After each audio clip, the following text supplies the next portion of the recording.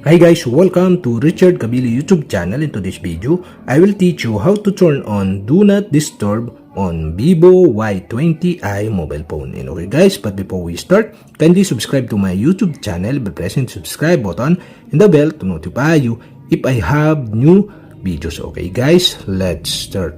So okay guys, you'll have to do is go to setting in your ViVO Y20i mobile phone. In settings, scroll down and go to sounds and vibration. Here in sounds and vibration, scroll down again and you can see the do not disturb is off.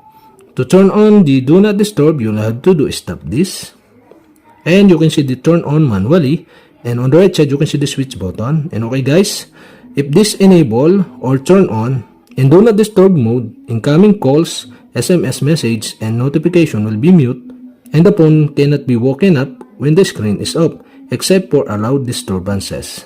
And okay guys, to turn on the do not disturb, you'll have to do switch on the switch button on the right side.